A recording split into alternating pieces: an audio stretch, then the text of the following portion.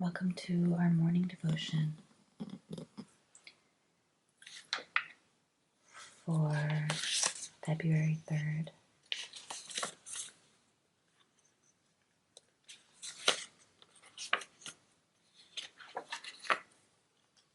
It's February already.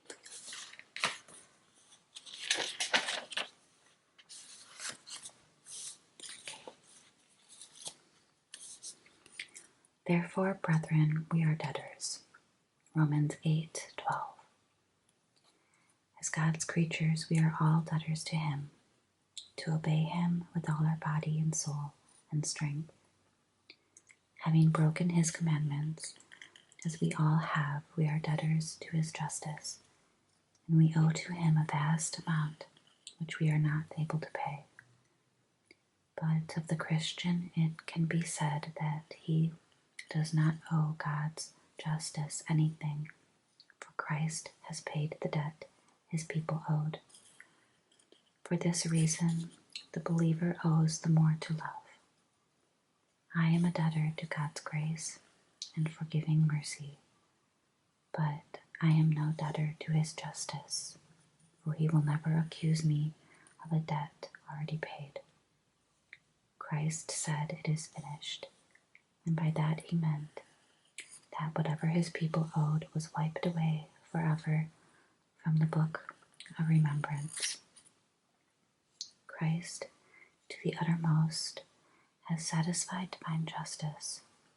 The account is settled, the handwriting is nailed to the cross, the receipt is given, and we are debtors to God's justice no longer.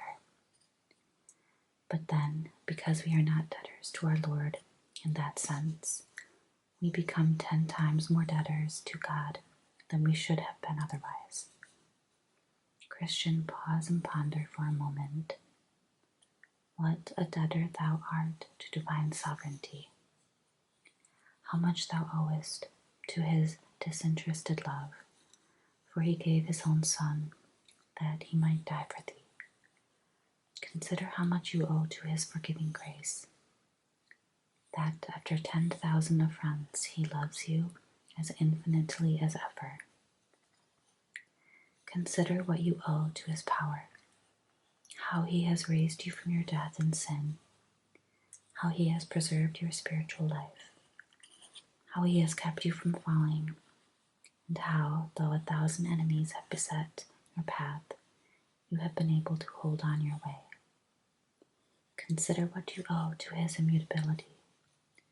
Though you have changed 1,000 times, He has not changed once.